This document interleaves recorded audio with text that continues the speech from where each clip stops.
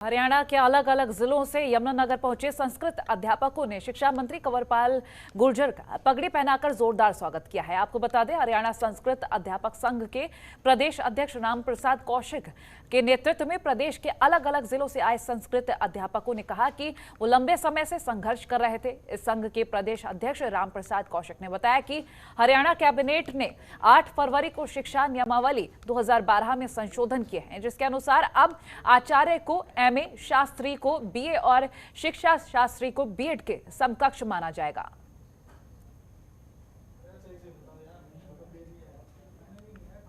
की कुछ डिमांडें थी और मैं समझ रहा था कि इनकी प्रमोशन में और शिक्षा में जो नियम बनाए गए थे उसमें कुछ अन्याय भी इनके साथ।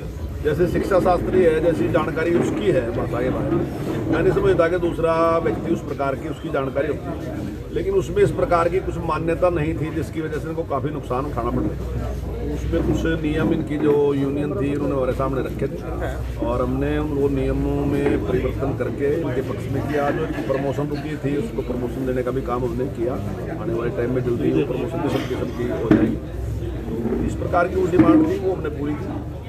मैं समझता हूँ संस्कृत को और बढ़ावा मिलना चाहिए और हमारी सरकार का ये प्रयास है और हमारी प्राचीन भाषा है और सारी भाषाओं की जननी संस्कृत है, उसको बढ़ावा मिलना चाहिए और समाज में पॉपुलर हो, ऐसा हमारा प्रयास है। उसके लिए हम काम करें।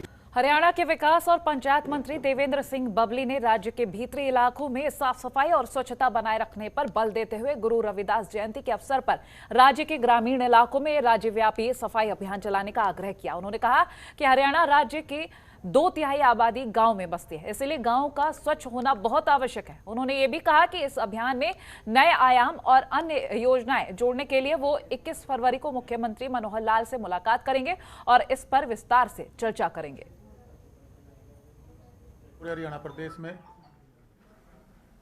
हरियाणा सरकार द्वारा महासफाई अभियान हमारे संत शिरोमणि रविदास जी की जयंती है 16 तारीख को, उसके उपलक्ष्य में चलाया जा रहा है और इसकी शुरुआत हम 13 तारीख को मैं अपने खुद के गांव, मेरी कंस्टिट्यूंसी में मेरे गांव बिडाईखेड़ा से इसकी शुरुआत मैं करने जा रहा हूं। और इसमें हमारे सरकार में जितने जनप्रतिनिधि हैं सभी उन भाइयों से भी मैंने रिक्वेस्ट की है कि इस सफाई अभियान में साथ जुड़ें।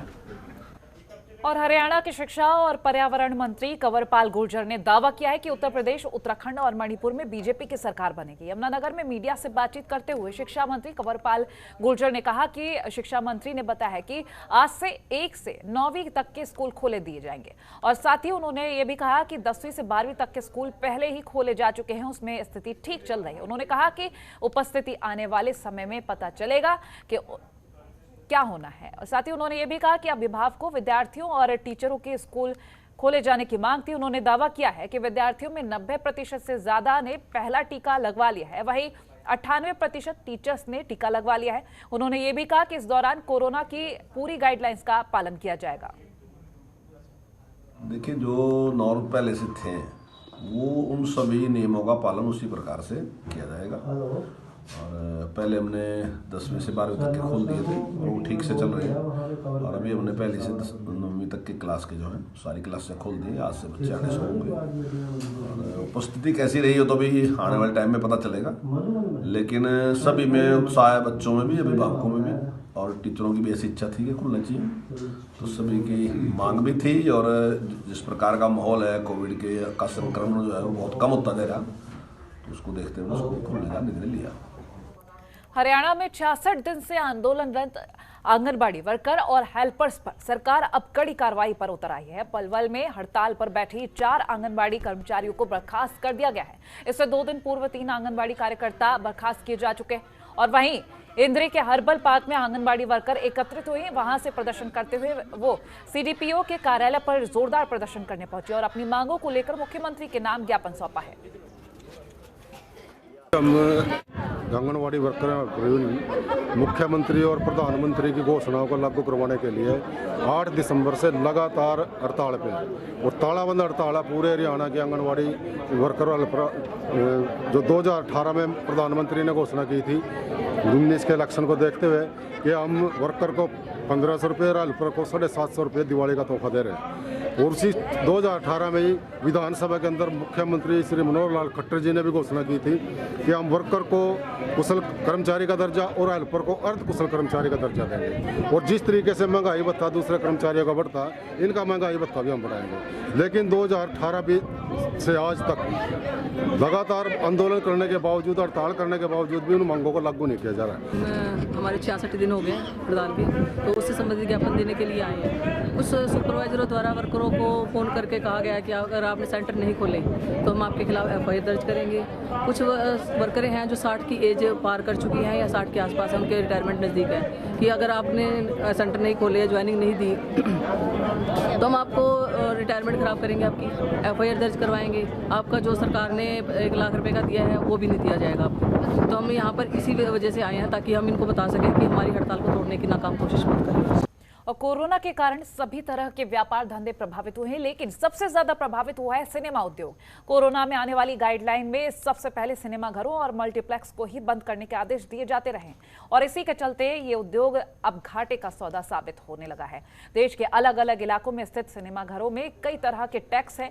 ये केंद्र और प्रदेश सरकार के विभिन्न टैक्स सिनेमा मालिकों और मल्टीप्लेक्स मालिकों को देने होते हैं। वहीं नगर निगम की तरफ से भी विभिन्न टैक्स लगाए जाते हैं। यमुनानगर में डिंपल सिनेमा के मालिक दिनेश गुप्ता का कहना है कि कोरोना का सबसे अधिक असर सिनेमा पर पड़ा है। अब 15% लोग भी पिक्चर देखने नहीं आते हैं। एक शो में 10 से लेकर 20 आदमी आ भी गए तो क्या बनता है? अच्छी पिक्चर आएगी 50 आदमी आ जाएंगे। 10-15% की ऑक्यूपेंसी चल रही है कोरोना की वजह से, जो कि सिनेमा खर्चे बर्दाश्त करने में असमर्थ है। हम तो कहें जी बिल्कुल ही एबोलिशन ऑफ प्रॉपर्टी टैक्स, इसमें रिडक्शन हो और कंप्लीट जो है सरचार्जेस, जो फिक्स चार्जेस हैं वो ख़त्म होने चाहिए, माफ़ होने चाहिए। कमेटी के ऊपर इतने टैक्सेस लगा रखे हैं, शो टैक्स लगा रखा है, प्रॉपर्टी टैक्स लगा दिया है, उसके बाद कोई बिजली का बिल जमा करो उसमें म्यूनसिपल कमेटी के लगा रखे हैं, फायर टैक्स लगा रखे हैं। कितने टैक्स हैं, हम कहाँ से दें?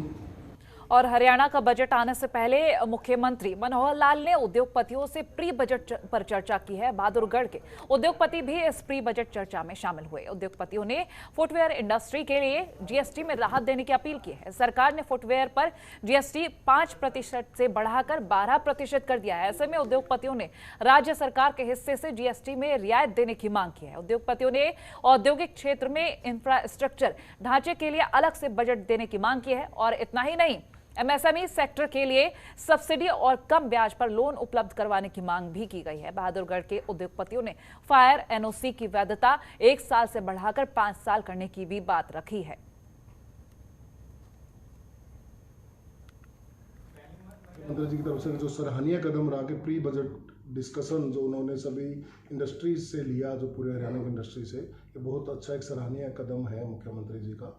और हमारे एक सुझाव, नॉर्मल सुझाव ये थे कि जो इंडस्ट्री की बेसिक रिक्वायरमेंट है, रोज़मर्रा की जो रिक्वायरमेंट्स है इंफ्रास्ट्रक्चर से संबंधित, कि भाई जब भी सरकार बजट लेके आती है तो उसमें अपनी योजनाएं निर्धारित करती हैं, तय करती हैं कि भाई हमें कैसे अपना रेवेन्यू कलेक्ट करना है। वो अलग अलग माध्यम से रेवेन्यू जाते हैं, चाहे वो टैक्स बढ़ाने के रूप में, डेवलपमेंट चार्जेज, या जैसे अभी बिजली विभाग के माध्यम से 2% एक नया टैक्स लगा दिया रूरल एरिया और अर्बन एरिया के लिए।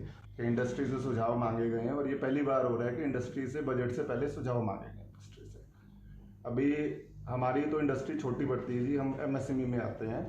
तो आज कोरोना टाइम में सबसे ज़्यादा जो डिस्टर्ब्ड है और सबसे ज़्यादा जो अफेक्टेड है वो MSME है। आज MSME इंडस्ट्री को सबसे ज़्यादा जो है नुकसान हुआ है कोरोना में। अब 2 साल से जो है हमारे बिजनेस ठप पड़े हुए हैं, ना हमारे पास व्यापार है, ना हमारे बैंक से फाइनेंस मिल पा रहे हैं हमें ढंग से। सेंट्रल गवर्नमेंट ने काफ़ी स्कीम बना दी पर उसके कोई एक्चुअल ग्राउंड पे इतने हमें फ़ायदे नहीं मिल पाए जो मिलने चाहिए थे। आज MSME की जो कंडीशन है उसमें हम बजट में यही गवर्नमेंट से हम यही अपील करते हैं कि MSME सेगमेंट को जो है सस्ते ब्याज दर पे लोन का इंतज़ाम हो। और JBT भर्ती घोटाला मामले में पूर्व सांसद और जननायक जनता पार्टी नेता अजय चौटाला की सजा पूरी हो गई है। कोरोना महामारी के कारण वो करीब 9 माह से पैरोल पर चल रहे थे। उन्होंने गुरुवार को तिहाड़ जेल में आकर अपनी सजा पूरी होने की औपचारिकता पूरी की है। इसके बाद तिहाड़ जेल प्रशासन ने उनकी रिहाई के आदेश जारी कर दिए। इस मामले में उनके पिता ओम प्रकाश चौटाला की सजा करीब 8 माह पहले ही पूरी हो गई थी।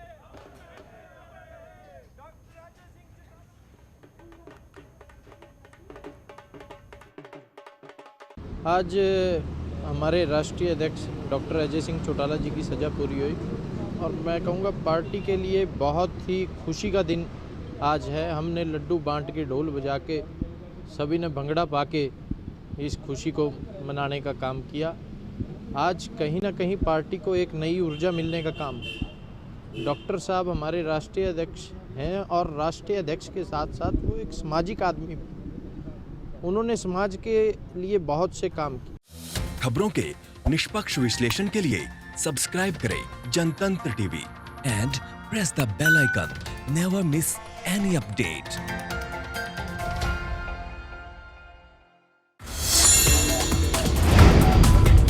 Download the Janatantra TV app, available on Google Play and App Store. Download it now.